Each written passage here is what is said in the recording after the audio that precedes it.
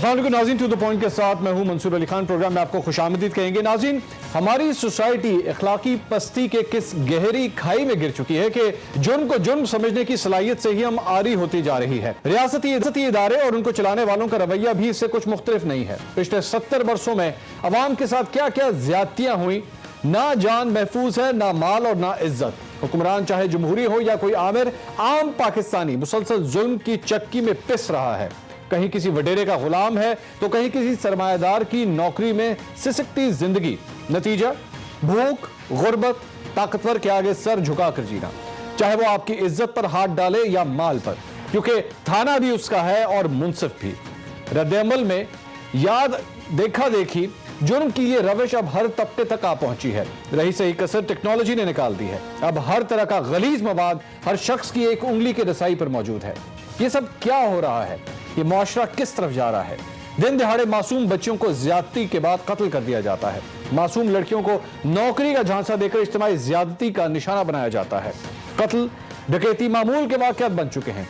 मुजरिम दंदनाते फिर रहे हैं और अगर कोई मुजरिम पकड़ा जाए तो उसको छुड़ाने के लिए मोअज़्ज़िज़ीन इलाका की लाइन लग जाती है। जिसकी इज्जत लुट गई, औलाद छिन गई, माल चला गया, वो किसको दुहाई दे? हाँ, अगर मीडिया पर खबर आ जाए, सोशल मीडिया पर वावेला मच जाए तो हुकूमत भी हरकत में आ जाती है। फोटो सेशन के चक्कर में सियासतदान मुतासरा खानदानों को दिलासा देने पहुंच जाते हैं। हमारा निजाम इंसाफ इस कदर कमजोर है, इस कदर पेचीदा है कि साबित शुदा जुर्म पर भी सजा नहीं मिलती। मेरा सवाल है, मासूम ज़ैनब का कातिल इमरान अब तक क्यों जिंदा है? सियासी छतरियों तले छुपे कातिल क्यों नहीं पकड़े जाते? रियासत सरमाए के सामने क्यों बेबस है? मुआशरे में करप्शन, फ्रॉड, कत्ल और ज्यादती जैसे वाकयात देखकर रोज मेरा दिल टूटता है, लेकिन मैं फिर भी इसको जोड़ता हूं एक नए अज़्म के साथ, क्योंकि मुझे बोलना है, मुझे लड़ना है अपने बच्चों के लिए, आपके बच्चों के लिए। हमें सिर्फ बाहर से नहीं बल्कि अंदर से भी एक महफूज पाकिस्तान चाहिए, क्योंकि गैर महफूज पाकिस्तान किसी के मफाद में नहीं है। हमें जुर्म का रास्ता रोकना है। ये उस मुल्क की बुनियादें खोखली कर रहा है और अगर खुदा न खास्ता ये इमारत गिरी तो मलबे तले सब दब जाएंगे। आज हमारे साथ प्रोग्राम में शरीक हैं मारूफ आलिम दीन मौलाना ताहिर अशरफी साहब, मारूफ समाजी रहनुमा जबरान नासिर साहब। और अपने नाज़रीन को यह बताता चलूं कि आज प्रोग्राम करने का असल मकसद क्या है। मैं पिछले 15 दिन से जब मुख्तलिफ अखबारात पढ़ रहा था तो उसके अंदर ज्यादती के वाकयात सामने आते थे और पता लगता था किसी कराची से लेकर तो मर्दान तक बच्चों के साथ, बच्चियों के साथ ज्यादती के केसेस होते हैं। छोटी छोटी खबरें आप अखबारात के अंदर देखते हैं या न्यूज़ चैनल्स के अंदर, बुलेटिन्स के अंदर देखते हैं, लेकिन कोई पुरसाने हाल नहीं है। ज़ैनब का जब वाकया पेश आया था कसूर के अंदर तो वहां पर मौलाना जब ताहिर कादरी साहब वहां पर पहुंचे उसके बाद एकदम वावेला मचा। पंजाब हुकूमत भी होश के नाखूनों से लेने पड़े। 15 करोड़ रुपया उन्होंने खर्च किया डीएनए टेस्टिंग के लिए और उसके बाद जाकर इमरात तक पहुंचने में कामयाब हुई। लेकिन उन बाकी बच्चों का क्या कसूर है? उन आखिर बच्चों का क्या कसूर है जो इस वक्त आपके सामने रिपोर्ट नहीं हो रहे, जिनके बारे में कुछ पता नहीं लग रहा कि आखिर उनके साथ ये वाकया क्यों पेश आया और उनके साथ उनके कत्ल गारत गिरी में जो मुलव्विस है वो आखिर क्यों नहीं पकड़े जा रहे? मैं आपको मुख्तलिफ शहरों की मुख्तलिफ रिपोर्ट्स दिखाऊंगा, मैं आपको बताऊंगा, मुख्तलिफ रिपोर्टर्स हमारे साथ मौजूद होंगे। लेकिन सबसे पहले कराची के हवाले से वहां पर एक अंदोनाक वाकया पेश आया है। वो स्टोरी क्या है, वो खबर क्या है? मैं सबसे पहले अपने नुमाइंदे इस वक्त हमारे साथ कराची से मौजूद हैं, साजिद रऊफ साहब हमारे साथ मौजूद हैं। साजिद साहब, सबसे पहले जरा बताइएगा ये वाकया क्या है कराची के अंदर? ये जो एक पता लगा है कोई ग्रुप वहां पे मौजूद है और लड़कियों के साथ वो इज्तिमाई ज्यादती करते रहे, जरा मुझे तफसील से बताइएगा ये वाकया किस तरह पेश आया? मंसूर भाई, ये समनाबाद पुलिस ने कल रात जो है फेडरल एरिया ब्लॉक 18 में कार्रवाई करते हुए 4 लड़के, जिसके अंदर दानियाल, आफाक अहमद, असद अली नियाजी और गफरान मिर्ज़ा, इनको गिरफ्तार किया। उनके कब्जे से जब भारी मिकदार में जो है असला बरामद हुआ है और इनके कब्जे से जब मोबाइल फ़ोन पुलिस ने बरामद किया और जब उन मोबाइल फ़ोन को जब पुलिस ने चेक किया तो उनके अंदर से गैर अखलाकी वीडियोज़ जो है उनकी भरमार थी। वो पुलिस ने जब उनसे तफ्तीश की शुरू की तो इब्तिदा में जब लड़कों ने जब तफ्तीश में बताया कि वो जो ख़ास तौर पर जो स्कूल कॉलेजेस की जो लड़कियाँ होती है, कम से लड़कियाँ, उनको वरगला कर जो है वो किसी मकाम पर ले जाते थे जहाँ उनके साथ इज्तिमाई ज़्यादती का वाकया रूनुमा होता था, उनको ज्यादती का निशाना बनाया जाता था, जिसके बाद उनकी जो है वीडियोस बनाई जाती थी। और वीडियोस बनाने के बाद जो सबसे अहम जो एक आंसर सामने आया वो ये सोशल मीडिया और खासतौर पर इंटरनेट के जरिए ये वीडियोस जो है वो अपलोड करके जो है उन खवातीन को जो और लड़कियों को ब्लैकमेल किया करते थे। इस हवाले से जब हमारी पुलिस से बात हुई तो पुलिस का कहना था जी बिल्कुल ऐसा वाकया रिपोर्ट हुआ है, ताहम पुलिस ने जो फौरी तौर पर उनको गैर कानूनी असला रखने के इल्जाम में गिरफ्तार किया गया। साजिद एक मिनट रुकिएगा, पुलिस के पास साजिद एक मिनट रुकिएगा, कंप्लेंट या साजिद एक मिनट रुकिएगा। मैं नाज़रीन, हमारे पास ये शख्स जो इस ग्रुप का हिस्सा था, ये लड़का, इस लड़के का एक इतराफी बयान भी मौजूद है। उसने अपने उस वीडियो मैसेज के अंदर, वो जो वीडियो रिकॉर्डिंग हुई है उसके अंदर क्या इंकशाफ किया है, जरा सुनिएगा, फिर मैं आगे सवाल करता हूं। सुनिएगा जरा। गुफरान मिर्ज़ा है सर, मेरे बाप का नाम है मिर्ज़ा सलाउद्दीन सर। हम लोगों ने, मैंने जो 3 लड़के थे, इन्होंने 3 बार और मैंने एक बार इसके साथ सेक्स किया है। और ये जो लड़का है इसमें से एक डॉक्टर है, इसमें से एक कॉन्ट्रैक्टर का बेटा और एक जो है वो एक पॉलिटिशियन का नवासा है। क्या किया था तुमने? सर मैंने सिर्फ एक बार इसके साथ सेक्स किया है। कहाँ पर? सर ये फार्म हाउस पे। और बाकी 3 लड़कों ने? बाकी सर 3 लड़कों ने, उन्होंने पहले से कर रहे थे, मैं सिर्फ 2 बजे के बाद पेपर दे के गया था। अब इस लड़के की गुफ्तगू आप सुने। उस लड़के का ये कहना है कि हम लड़कियों के साथ जो है वो किस तरह ज्यादती करते थे, उसने पूरी तफसीलात बता दी। और इसके साथ साथ इसके अंदर एक बड़ी इंपॉर्टेंट बात है कि एक लड़के के बारे में उसने कहा कि वो एक सियासतदान का नवासा है। नाम अभी तक नहीं लिया गया, नाम नहीं बताया गया। और आज अदालत के अंदर जाके पुलिस अपने इस बयान से ही मुकर गई है। यह शख्स जो सब कुछ एक्सेप्ट कर रहा है, मान रहा है, एतराफ कर रहा है, उस हवाले से अदालत में जब पुलिस गई है तो पुलिस ने सिर्फ यह कहा कि आज वहां पे हमने जब छापा मारा असलहा बरामद हो। साजिद कंटिन्यू कीजिएगा बात को। देखिए ये लड़कों को गिरफ्तार किया गया, उनसे जो है गैर कानूनी असला जो है बरामद किया गया है। तब अब से कुछ देर पहले हमारी डीआईजी वेस्ट आमिर फारूकी से बात हुई। उनका कहना था कि जी हाँ बिल्कुल एक ऐसा वाकया रिपोर्ट हुआ है कि 4 लड़के गिरफ्तार हुए हैं, उनके कब्जे से जो है वेपन भी मिला। ताहम जो खास इंफॉर्मेशन ये थी कि जो ये लड़के हैं ये गैर कानूनी हरकतें और खास तौर पर स्कूल और कॉलेजेस की जो लड़कियां हैं, कम से लड़कियां हैं, उनको वरगला कर जो है उनसे झांसा देकर उनको अपने जाल में फंसा लेते थे। उसके बाद ये ले जाके किसी फार्म हाउस पे या किसी और महफूज मकाम पे ले जाके उनको इज्तिमाई ज्यादती का निशाना बनाते थे और उसकी वीडियो भी बनाते थे। जो खास जो एक इसके अंदर पहलू सामने आया है वो वीडियोस बना के जो इंटरनेट और दीगर जो जराए हैं सोशल मीडिया के, उनके ऊपर डाल के जो है वो लड़कियों को ब्लैकमेल करते थे। पुलिस हुकाम का कहना है कि ये कब से कर रहे थे लड़के, कितनी लड़कियों के साथ ये इज्तिमाई ज्यादती का निशाना बना चुके हैं, तमाम इस हवाले से अभी तफ्तीश की जा रही है।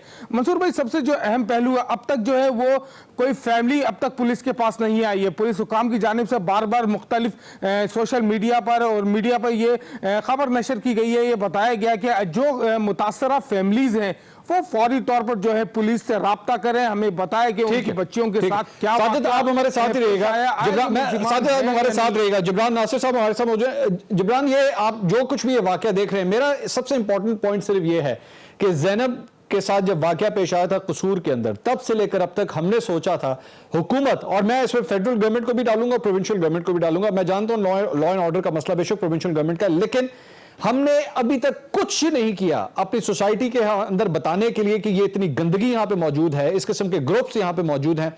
हमने अब तक कुछ नहीं किया। कितना बड़ा समाजी मसला है ये? देखिए, हमने बात कब की थी हम कुछ करना चाह रहे हैं? हमने तो सिर्फ ये कहा था कि ढूंढना है उस कातिल को, उस रेपिस्ट को, और उसको फांसी की सजा पे तख्ते पर लटका देना है। और हम समझ रहे थे कि अगर सजा सुना दी जाएगी या कल फांसी भी दी जाए तो हम समझ रहे हैं कि ऑटोमेटिकली उस खौफ और हिरास से जो है ये ख़त्म हो जाएंगे सारे मसले। जो हमारे यहाँ एक सोशो इकनॉमिक इम्बैलेंस है मर्दों और औरतों के अंदर, जिस तरीके से जिन्स की बुनियाद पर औरतों को सिन्फ की बुनियाद पर कमज़ोर समझा जाता है, बेबस समझा जाता है, लाचार समझा जाता है, जैसे गैरत और इज़्ज़त का सारा बोझ माशरे का उन्हें उठाना पड़ता है। कितना आसान है किसी को हरासा करके, किसी की तस्वीर लेके। आप बात कर रहे हैं उन लोगों की जो नौकरी का झांसा दे के या ज़बरदस्ती जो है किसी के साथ जिनसी तशद्दुद करते हैं। यहाँ पे बहुत सारे नाकाम आशिक भी हैं कि जब अगर कोई उनका रिश्ता नहीं चलता आगे और कहीं और किसी की शादी हो रही होती है तब हरास करना शुरू कर देते हैं, और उनको पता होता है कि सामने वाले मुंह नहीं खोलेंगे, बात नहीं करेंगे, क्योंकि अगर बात सामने आ गई तो शर्मिंदगी हमारी होगी, हमारी लड़की से कोई शादी नहीं करेगा, तो वो कैसे आएगी? हम विक्टिम से लेकर सर्वाइवर तक का सफर ही तय नहीं कर सके औरतों के साथ। जब तक ये मामला हमारे सामने आगे आएंगे नहीं, हमारी आंखें खुलेंगी नहीं। हम चाहते हैं हमें ग्राफिक से ग्राफिक डिटेल्स दी जाएं, हम फोन्स के ऊपर लोगों की फुटेज पकड़ें, तस्वीरें पकड़ें, या हमारे सामने कोई कत्ल हो या हमें कचरे के डब्बे के अंदर कोई लाश मिले। उस वक्त जो गुस्सा भी आता है, फिर हम सोचते हैं कि अगर हम कोई मेहनत तलब काम के लिए अपने आप को कमिट कर बैठे कि जी एजुकेशन रिफॉर्म लेके आने हैं, मीडिया में रिफॉर्म लेके आने हैं, ड्रामा के जरिए रिफॉर्म लेके आने हैं, सोशल इकोनॉमिक चीजों के ऊपर काम करना है, ना सिर्फ ये कि औरतों को एम्पावर करना है बल्कि माशरे के अंदर मर्दों की तरबियत भी करनी है और उनको बताना है, तो हम ये सारे काम करना नहीं चाहते। हम कहते हैं जला दो, टंगा दो, मार दो, एक ऐसा सीन क्रिएट कर दो, वो दहशत इतनी फैल जाएगी, खुला इंसाफ मिलेगा, चौराहों पे लोग टंगे होंगे, कोई ये गुनाह नहीं करेगा। ठीक है, तब शायद हो सकता है कि ये हमारी मीडिया की आंख के सामने ना आए, मगर ये काम चलते रहेंगे। क्योंकि जो ग्राउंड रियलिटी है, जब आप गली मोहल्लों में चले जाते हैं तो एक औरत अपने आप को इसलिए बेबस समझती है क्योंकि हमने उसके लिए वो रोल्स डिफाइन किए हुए। मैं मौलाना ताहिर अशरफी साहब को बीच में डालना चाहूंगा डिस्कशन में। ताहिर अशरफी साहब, ये जो कुछ भी हम देख रहे हैं इसमें एक बहुत बड़ा आंसर ये भी है, जिस तरह ये कराची का जो केस है इसके अंदर सबसे बड़ी बात यह है कि जो विक्टिम फैमिली है वो अब तक सामने नहीं आई। पुलिस ने उन लोगों को गिरफ्तार कर लिया है, उस शख्स का मुबैना तौर पर जो मुलजिम है उसका एक इतराफी बयान भी है, सब कुछ मौजूद है, लेकिन फैमिलीज कतराती हैं इस टॉपिक पे बात करने के लिए। वो ये कहते हैं कि अब डिस्कशन मत करें, अवॉइड करें इस चीज को। किस तरह हैंडल करना चाहिए इस तरह के मामले को? बिस्मिल्लाहिर्रहमानिर्रहीम, नहमदुहु व नुसल्ली व नुसल्लिमु अला रसूलिहिल करीम। गुजारिश ये है कि हमारा मुआशरा जिस इन्हितात और जिस जवाल का शिकार है उसमें सबसे पहली बात यह है कि जालिम और मजलूम का फर्क यहां पर खत्म हो गया है। बल्कि अगर मैं ये कहूं कि जालिम जो है वो डोमिनेट कर गया है और मजलूम जो है वो मजलूम होने के बावजूद छुपता फिरता है बेचारा। आपके मुआशरे में किसी बच्ची के साथ ज्यादती हो जाए, उसके माँ बाप सर नहीं उठा सकते इसलिए कि उस बच्ची का मुस्तकबिल तारीख हो जाएगा। ये एक दिन की बात नहीं है, एक शहर की बात नहीं है, ये हमारा इज्तमाई रवैया है। और इस इज्तमाई रवैये को बेहिसी से एहसास में बदलने के लिए तमाम तबकात को मेहनत करने की जरूरत है। सबसे बड़ा जो मामला है वो है अदलिया का और इंतजामिया का। अगर मुजरिमीन गिरफ्तार हो और अदलिया वक़्त पर उन्हें सजाएं दे तो मैं नहीं समझता ये सिलसिला जो है ये जारी रह सकता है। लेकिन अभी आपने देखा ज़ैनब के मसले पे हमने बड़ा शोर मचाया, बड़ा कुछ किया, एक शख्स पकड़ा गया, उसको अदालत ने सजा दे दी, अब वो अगली कोर्ट में, फिर अगली कोर्ट में। लेकिन सवाल ये है कि वो ज़ैनबें जो रोज लुटती हैं, वो ज़ैनबें जिनको रोज लूटा जाता है, उनके कातिल और उनके जालिम कब इंजाम को पहुंचेंगे? और फिर आपके यहां जोरावर तबकात को तो सजा हो ही नहीं सकती। अब ये जिस बच्ची का जिक्र हम सुन रहे हैं या जिसके साथ ये ज्यादती का ये जिक्र बता रहा था जो मुजरिम था, ये किसी फार्म हाउस पे हुआ है। वो फार्म हाउस किसी वडेरे का होगा, किसी सियासतदान का होगा, किसी बड़ी शख्सियत का होगा। जुर्रत है किसी की कि उसके खिलाफ कोई एक्शन ले? मैं मौलाना साहब मुझे इजाजत दीजिएगा, मुझे एक ब्रेक लेनी है, मौलाना साहब एक ब्रेक लेनी है। लेकिन जाने से पहले आपने मौलाना साहब जिस इंतजामिया की आपने बात की, अभी पिछले दिनों एक और वाकया था, मैं अपने नाज़रीन को जरा उसकी फुटेज भी दिखाता हूं, जहां पर एक पुलिस एहलकार ने जो कि सियालकोट के अंदर ये वाकया पेश आया था, वहां पर ये बच्चियों के हवाले से किस हद तक हमारी पुलिस को अकल है या इन लोगों को शऊर किसी ने दिया हुआ है कि किस तरह ट्रीट किया जाए। ये जो फुटेज आप इस स्क्रीन पर देख रहे हैं, और इस सब इंस्पेक्टर का नाम है मोहम्मद ताहिर। जिस बेदर्दी से इस बेशरम इंसान ने इस बच्ची को उठाया है और पटका है उसके बाद सड़क के ऊपर, इससे आप अंदाजा लगा सकते हैं कि ये लोग किस हद तक लिटरेट हैं। इन लोगों को किस हद तक समझाया गया है कि फैमिलीज के साथ, औरतों के साथ, बच्चों के साथ तुम लोगों ने किस तरह पेश आना है। ये बेशरम शख्स, मेरी इतलात के मुताबिक इसके खिलाफ महकमाना कार्रवाई, इसको सस्पेंड किया गया था, लेकिन आई होप मैं गलत हूं कि इसको दोबारा बहाल कर दिया गया, मुकदमे को रफा दफा कर दिया गया इतलात के मुताबिक। अभी I am not sure about this, लेकिन अगर इस तरह हुआ है तो शर्म आनी चाहिए। क्योंकि अगर इस बच्ची का बाप, वो वहां पे खड़ा हुआ था, अगर इस बच्ची का बाप कोई और होता और वो ये फुटेज देखता कि उसकी बच्ची को इस तरह एक वर्दी वाले ने उठा के सड़क पर पटका है, तो यकीन कीजिए हर किस्म का कानून इंसान के दिमाग से निकल जाता है, वो भूल जाता है कि क्या हुआ है, क्योंकि उसके बच्चों के साथ आपने ये हरकत की है। पंजाब पुलिस की वर्दी पहन के आपको ये कोई राइट नहीं है कि किसी की बच्ची के साथ आप ये सलूक करें कि उस तरह उठा के आप उसको सड़क पे पटकें। आप लोगों ने अगर लोगों को हिफाजत नहीं करनी, उनकी जान और माल की हिफाजत नहीं कर सकते, कम से कम उनको कीड़ा मकोड़ा तो मत समझें। आप लोग तो पाकिस्तान को यहां तक ले आए हैं कि अब उठा के हमारे बच्चों को भी इस तरह सड़कों पे पटकेंगे। ये बच्ची किसी और की नहीं थी, ये हम सबकी बच्ची थी जिसको सड़क के ऊपर इस तरह पटका गया। इस शख्स को सिर्फ यहां से हटाना नहीं चाहिए अपने ओहदे से, इसको पुलिस से बाहर नहीं निकालना चाहिए, इसके खिलाफ कार्रवाई होनी चाहिए। This person should be behind the bars. मेरे पास और इस तरह की बहुत सी स्टोरीज हैं, मैं भी क्योंकि पिछले 15 दिन के अंदर आपके रोंगटे खड़े हो जाएंगे इन स्टोरीज के हवाले से जो मैं भी आपके साथ शेयर करने लगा हूं। क्योंकि गुजरांवाला के अंदर जिस शख्स के बारे में अब मैं आपको एक खबर दूंगा ब्रेक के बाद, वो शख्स कोई आम शख्स नहीं है बल्कि उसका सियासी जमात के साथ ताल्लुक भी है। उसकी स्टोरी आपके साथ शेयर करूंगा एक ब्रेक के बाद। हमारे साथ रहिए।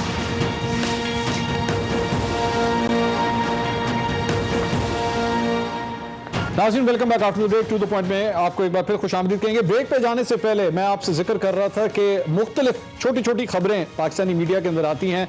एक 5 साल की बच्ची का रेप, 7 साल की बच्ची का रेप, लेकिन उनको मीडिया के अंदर जगह नहीं मिलती क्योंकि और बहुत कुछ हो रहा है, मीडिया ने उसको भी कवर करना है। पॉलिटिक्स में इतना कुछ हो रहा है, सेनेट के इंतखाबात, सेनेट चेयरमैन के इंतखाबात, आखिर जगह किस तरह मिलेगी? कितना मुश्किल काम है। बहरहाल मेरी ये एक छोटी सी कोशिश है कि मैं अपने प्रोग्राम के जरिए तमाम इन वाकयात को हाईलाइट करूं और साथ साथ इनको फॉलो अप इनका करता रहूंगा, क्योंकि मेरे लिए सिर्फ एक ज़ैनब नहीं थी, हर वो बच्ची जिसके साथ ये वाकया पेश आया मेरे लिए वो सब ज़ैनब ही हैं।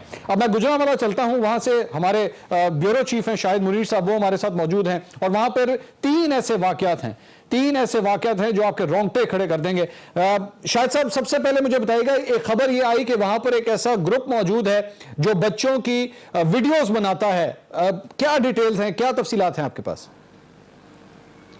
देखिए मंसूर, शुक्रिया आपने गुजरांवाला को मौका दिया। गुजारिश ये है कि ये गुजरांवाला का इलाका है, थाना सदर का एक कोलू वाला गांव है, जहां पर एक शख्स जिसका नाम है राशिद खान तरीन, उसको फन्ने खान भी कहते हैं, और उसके साथ एक जाली पीर है तारिक शाह। इन दोनों ने एक वीडियो की दुकान बनाई हुई थी जहां पर ये सीडी बेचते थे। ये उस दुकान के अंदर कम सिन बच्चियों को बुलाया जाता, बहला फुसलाकर उनको वीडियो भी दिखाई जाती। जो अभी पुलिस की इब्तदाई तफ्तीश है, ये भी कंफर्म नहीं है, लेकिन जो पुलिस बता रही है, जो मोहल्लेदार बताते हैं कि वहां पर गांव के अंदर उसने एक कमरा बनाया हुआ था जहां पर वो बच्चों को और बच्चियों को मूवी दिखाता था। अब वहां पर उसने मूवी दिखाने के बहाने कम सिन बच्चियां हैं, जिसमें 9 साल से लेकर जो वीडियो वायरल हुई है उसमें 11 साल तक की बच्चियां हैं, जिनको वर्गलाकर बहलाकर फुसलाकर वहां पर लाया जाता और उनसे वो फोश हरकतें करवाई जाती जो बताने के भी काबिल नहीं है। अगर पीपीसी का सेक्शन जो उनके ऊपर लगाया गया है, उस सेक्शन को जो 92, 292, 293 और 291 जो लगाया गया है, उस सेक्शन को ही अगर एक्सप्लेन किया जाए। मैं शायद साहब एक मिनट ठहरिएगा, लग जाती है। शायद साहब, ये मैं अपने नाज़रीन को ये बताना यहाँ पे जरूरी समझता हूँ कि ये जो फुटेजेस बनी हुई हैं, चूंकि जब पुलिस ने इसकी तहकीकात की है, ये फुटेजेस, तस्वीर इस हद तक दिल दहला देने वाली हैं कि ये हम आपके साथ शेयर नहीं कर सकते।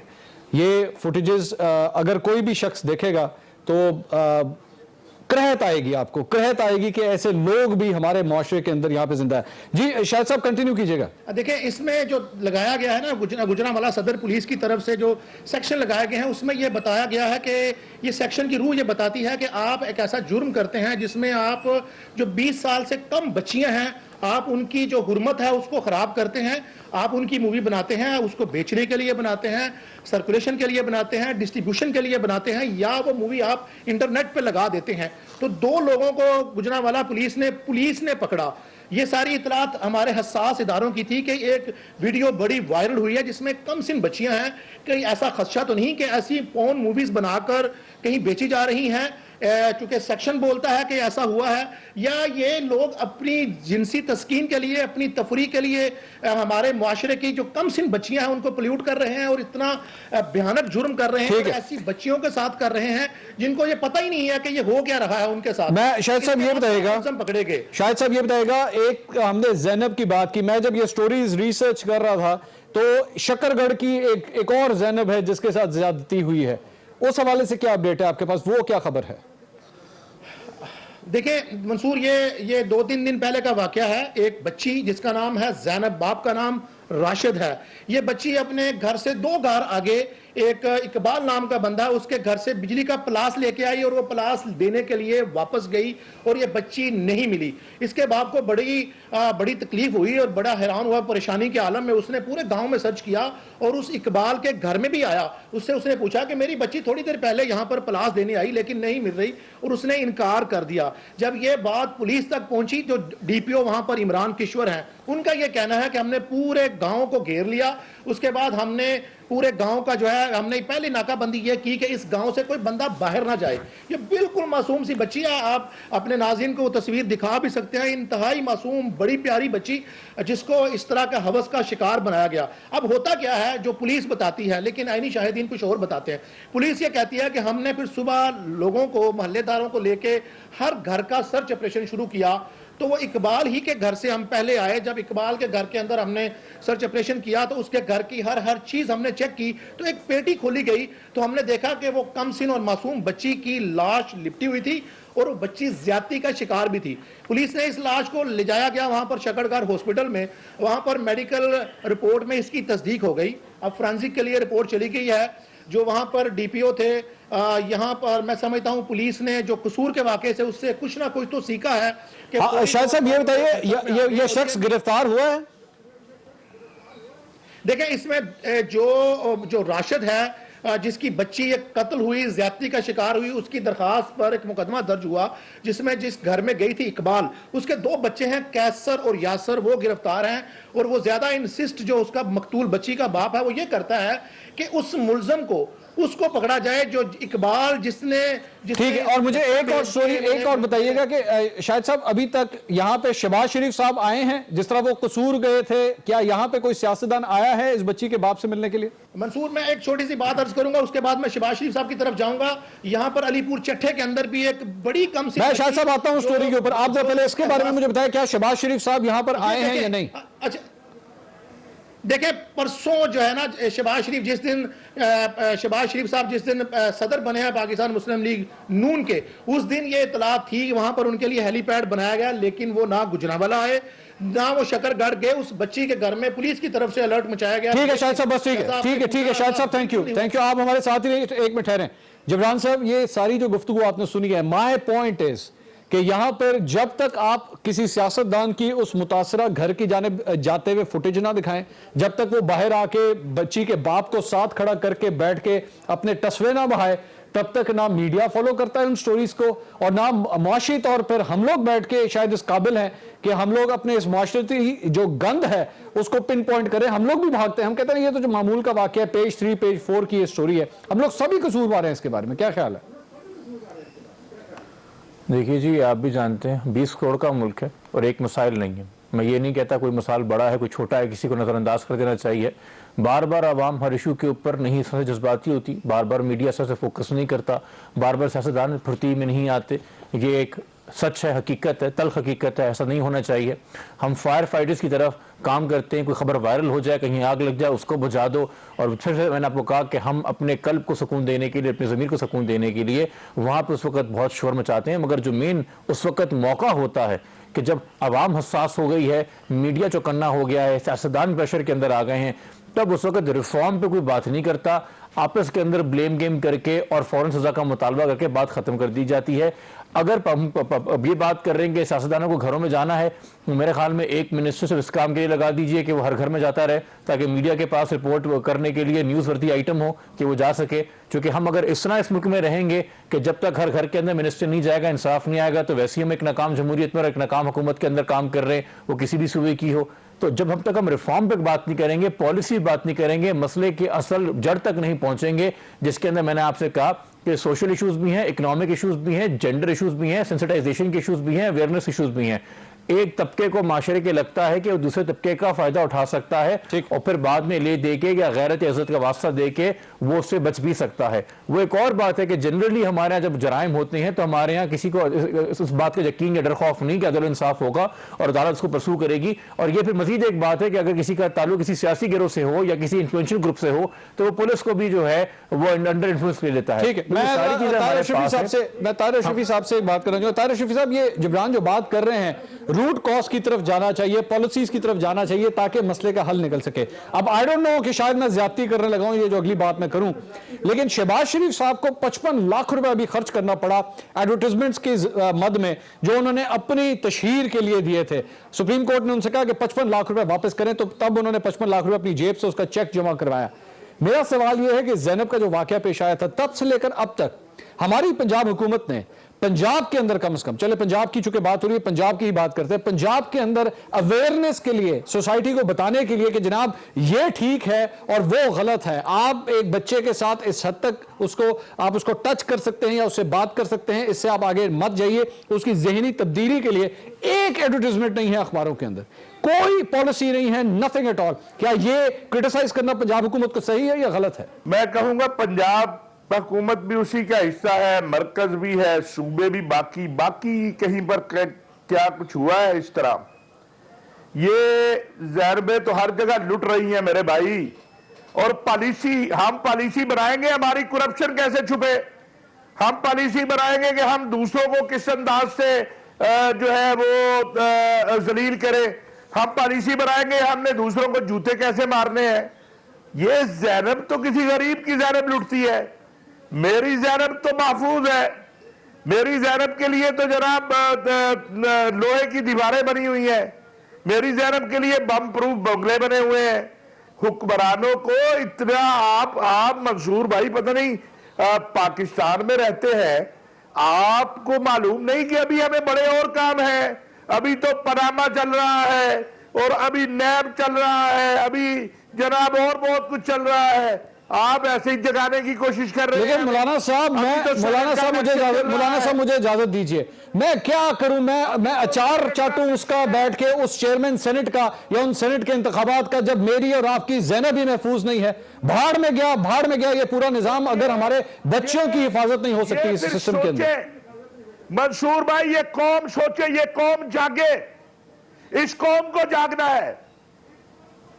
इलेक्शन सर पर आपके आ रहा है, ऐसे दरिंदों को वोट मत दे। ये दरिंदों से भी बदतर है जो असेंबलियों में बैठ के आपकी और मेरी ज़ैनब को और कसूर की ज़ैनब को, शकरगढ़ की ज़ैनब को और अलीपुर की ज़ैनब को तहफ्फुज़ नहीं दे सकते। मसला पुलिस का नहीं है, मसला अदलिया का नहीं है। इस मुल्क के अंदर क्या कोई कानून साजी हुई है कि ऐसे दरिंदों को उठा के चौको चौराहों में लटकाना है? क्या कोई कानून साजी हुई है? शर्म आनी चाहिए उन लोगों को जो ज़ैनब के वाकयात होते हैं तो वो आ जाते हैं टीवी पे। इंसानी हकूक उस बाप का हक नहीं है जिसकी ज़ैनब लूट ली जाती है। वो कहते हैं सरेआम फांसी ना दे जी, इंसानी हक है मुजरिम का। उस ज़ैनब के बाप का हक नहीं है, उसकी मां का हक नहीं है, उस ज़ैनब का हक नहीं है कि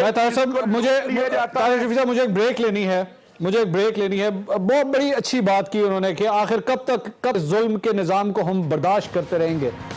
मुझे एक ब्रेक लेनी है, लेकिन ब्रेक के बाद मैं आपको गुजरांवाला की बात हुई, लाहौर की भी अब आपको एक खबर दूंगा। और वहाँ पर एक बच्ची है जिसको जब कोशिश की जा रही थी घसीट के ले जाने की, उसके साथ ज़बरदस्ती करने की, उस बच्ची ने शोर मचाया और उसके बाद अपनी रुदाद, अपनी पूरी स्टोरी उसने रिकॉर्ड करवाई। उस बच्ची का चेहरा हम नहीं आपको दिखाएंगे, लेकिन वो बच्ची, उसने हिम्मत पैदा की, उसने आवाज़ बुलंद की।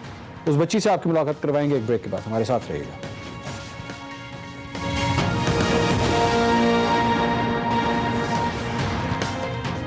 नाज़रीन, welcome back after the break. हम बात कर रहे हैं मुख्तलिफ जो वाक़यात हुए हैं बच्चियों के साथ ज्यादतियों के।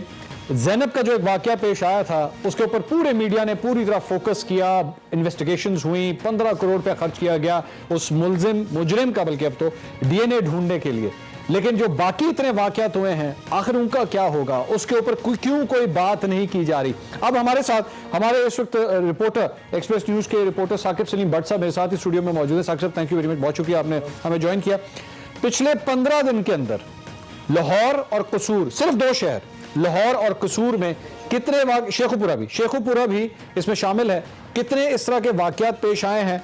साकिब साहब तफसीलात बताना शुरू करें। जी बिल्कुल, खासा तकरीबन 9 केसेस जो है रिपोर्ट हुए हैं लाहौर और शेखुपुरा के अंदर। अगर हम शेखुपुरा के पहले 3 केसों की बात करें तो ईमान फातिमा जो बच्ची है, एक 5 साला बच्ची, उसके साथ ज़्यादती के बाद उसको जो है वो कत्ल कर दिया जाता है और उसका जो मुलज़िम है वो उसका जो है नेबरर ही निकलता है, हमसाये निकलता है। और ये सेम कसूर केस ही रिपीट हुआ जिसमें नन्ही बच्ची के साथ जो है उसको जो मुलजिम है दरिंदा जो गिरफ्तार हो गया है मुलजिम इमरान, वो जो है वो भी उसका हमसाया ही होता है। तो उसके बाद इसके अलावा जो दूसरे केसेस हैं इसके अंदर रंगिया जंगिया के अंदर शेखुपुरा के अंदर केस आता है जिसमें 4 साल बच्चे के साथ जो है बदफेली की जाती है और उसको गर्दन के ऊपर तेजदार आले की मदद से उसको ज़िबा करने की कोशिश की थी, लेकिन बच्चा बच जाता है और उसको कूड़े पे फेंक के मुलजिम जो है वो निकल जाते हैं। फिर शेखुपुरा खुद जो है इलाका है वहाँ साथ साथ मुझे बताते रहे किसी जगह पे भी इन सारे वाकये जो आप बता रहे हैं साथ साथ बताते रहे कहीं पे कोई चीफ मिनिस्टर आया है कहीं? जी बिल्कुल, यहाँ पे कोई चीफ मिनिस्टर वहां पे नहीं पहुंचे। कोई सीनियर सियासतदान कोई मिनिस्टर कोई गया है इन लोगों के पास? जी बिल्कुल भी नहीं गए, कोई यहाँ पे नहीं पहुंचे। इस पे अगर हम बात कर शेखुपुरा के 7 साल बच्चे के साथ जो है उसको साथ अगवा के बाद उसके साथ बदफेली की जाती है। फिर हम अगर लाहौर की बात करें तो वहां पर शादरा टाउन के अंदर एक 7 साल बच्ची के साथ उनके जो है नेबर है वो उस बच्ची के साथ ज्यादती करते हैं। गाली मार्केट के अंदर एक स्कूल गोइंग बच्ची को 1 माह पहले एक उनका जो है मुकामी मोहल्लेदार बनता जो फ्रेंडशिप की ऑफर करता है, बच्ची रिफ्यूज करके घर चली जाती है और 1 माह के बाद स्कूल जाते हुए डॉल्फिन फोर्स जो है उस मुलजिम को पकड़वाती है। अच्छा एक मिनट है, अब ये इस बच्ची के हमारे पास एक वीडियो भी मौजूद। नाज़रीन आपको मैं जरा वो वीडियो दिखाता हूं, उस बच्ची ने किस तरह पिन पॉइंट किया है, जुर्रत हिम्मत उस बच्ची की दाद देने के काबिल है। जरा देखिएगा वो बच्ची क्या कह रही है। मैंने उनकी तस्वीर को ब्लर कर दिया, मैं तस्वीर नहीं दिखाना चाहता उस बच्ची की, लेकिन सुनिएगा वो क्या कह रही है। कि मेरा घर वहाँ पर है, ये फिर मैं अपना कहता अच्छा 1 मिनट यहाँ पर तो आ जाओ। मैंने अपना इतनी मुश्किल से हाथ छुड़वाया, इतने दोनों हाथों से मेरा हाथ पकड़ा हुआ था और मैं अपना हाथ ऐसे छुड़वा कर आई थी। चलो ठीक है बेटा। एक छोटी सी बच्ची और अभी तक इस मामले को जड़ से पकड़ने के लिए किसी किस्म का कोई काम नहीं हुआ। कंटिन्यू कीजिएगा। जी ये बच्ची वाले केस जो था, जो मुलजिम जो पकड़ा गया इसकी पुलिस के मुताबिक इसके मोबाइल से फाहिश मवाद भी मिला था और इस बच्ची को अगवा करने की कोशिश की, लेकिन बच्ची ने इंतहाई दिलेरी के साथ जो है वो डॉल्फिन फोर्स को कह के फौरी तौर पर इस मुलजिम को पकड़वा दिया। इसका मुकदमा भी दर्ज हो चुका है, इसका मुलजिम भी गिरफ्तार कर लिया है। हम आगे चलते हैं। कान्हा के अंदर एक जो है वाकया पेश आता है कि 16 साल लड़की है, उसको वो पीर साहब के पास जाती है दम करवाने के लिए और वो दम करने के बहाने जो है उनके साथ ज्यादती कर देते हैं। अब मुलजिम जो है इस टाइम जो है उस बुरी जमानत पे है, पुलिस के मुताबिक जो ही जमानत खत्म होगी। और साकिब साहब मुझे बताइएगा टोटल कितने वाकयात हैं? टोटल 9 वाकयात बस 6 लाहौर में। अब आप नाजरीन इससे आप जरा अंदाजा लगाइए कि टोटल 9 वाकयात हुए हैं सिर्फ पिछले 15 दिन के अंदर, लेकिन हुकूमत पंजाब सोई हुई है। अभी तक किसी किस्म की ना आपने कोई पब्लिक कैंपेन देखी है, ना किसी किस्म का अब तक ऐसा कोई प्रेस कॉन्फ्रेंस आपने देखी है। शहबाज शरीफ साहब को बड़ा शौक था ज़ैनब को अपने साथ बिठा के ये दावे करने का, यहां पे फूल पहनने का कि जनाब देखे मैंने कितना बड़ा कारनामा किया। कारनामा वो नहीं था, कारनामा उसके बाद शुरू होता है जब आप इसके लिए किसी किस्म की पब्लिक अवेयरनेस कैंपेन करते हैं। नजर आना चाहिए कि हुकूमत पंजाब सीरियस है। स्कूल्स में जाइए, कॉलेजेस में जाइए, वहां पर जाके बच्चों को, बच्चियों को, आम लड़के लड़कियों को जाके बताइए कि अपनी हिफाजत आपने किस तरह करनी है। मजीद बात करूंगा इसके बाद, एक ब्रेक के बाद। Stay with me.